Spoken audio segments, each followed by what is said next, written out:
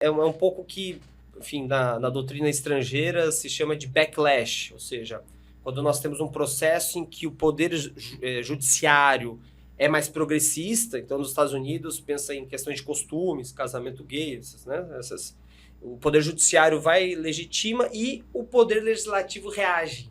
É como se fosse um ricochete, né? Então no Brasil foi isso. Se pegarmos ponto por ponto das mais de 200 mudanças, muitas delas atacam súmulas do TST.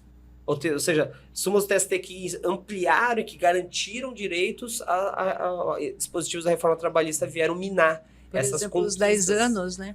Exato. Mas o judiciário se colocou contra essa reforma trabalhista? Acho que não, né? Olha, inicialmente, o judiciário trabalhista, o próprio TST, os tribunais regionais do trabalho, os juízes de primeira instância ficaram um pouco resistentes, mas logo aceitaram. Uma questão ou outra, parece que o judiciário trabalhista foi mais resistente. O STF, ele começa a assumir um protagonismo na matéria trabalhista a partir de então, algo que era esporádico, não? Toda vez que o STF é convidado a falar sobre matéria trabalhista, a gente respira fundo, porque algo bom não vai vir, né? E o STF ele passou a assumir um protagonismo maior, né? Tem uma questão mínima ali, Matheus, que se trata de justiça gratuita, porque era um descalabro, um absurdo da situação da justiça gratuita. Impedir que o trabalhador pudesse...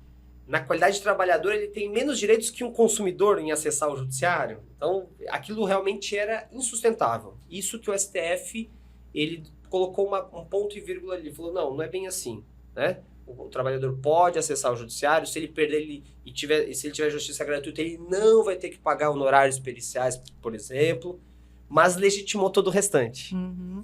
Então, no judiciário, é o que parece estar havendo, logo após essa reforma de 2017, é um processo contínuo de reforma.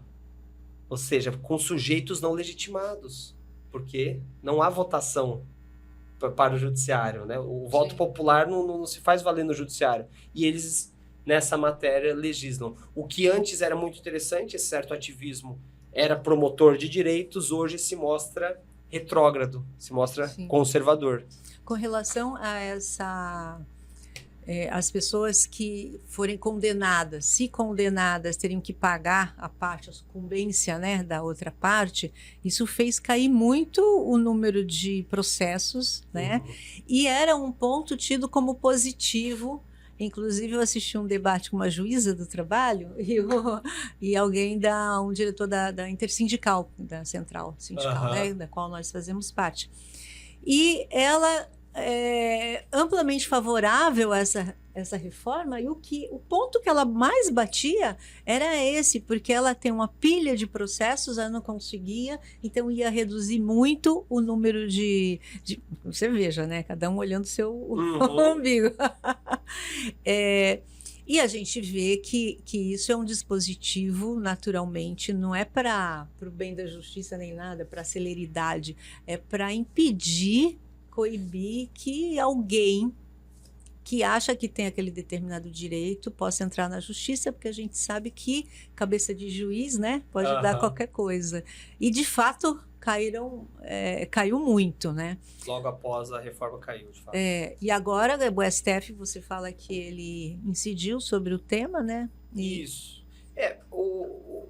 Eu não sei o que debate mas com certeza essa juíza tinha duas opções. Tá. Se reunir com outros juízes, eles têm organização, né? Eles têm a Associação dos Juízes pela Democracia, para pleitear por mais concurso público, para mais juízes fazer, e ela diminuiu o número de processos dela, mas ela preferiu reduzir o número de processos dela em detrimento dos direitos trabalhistas de outro. Ou seja, isso é um sinal da qualidade da magistratura. Uma magistratura trabalhista que não está mais preocupada com o trabalho e com o trabalhador. O direito do trabalho foi criado para regular essas relações e proteger o trabalhador. Isso é a essência. Posso sugerir uma terceira opção?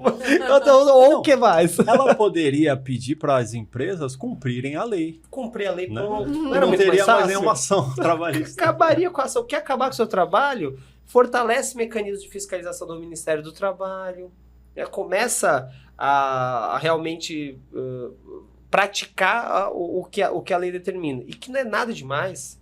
Né? Tem-se esse mito, né? E que até ministro do STF já disse que a Justiça do Trabalho é como se fosse uma jabuticaba, só tem no Brasil. Mentira, tem jabuticaba em todo lugar. Todo lugar. Não nasceu, não é daqui, né? Ela veio para cá.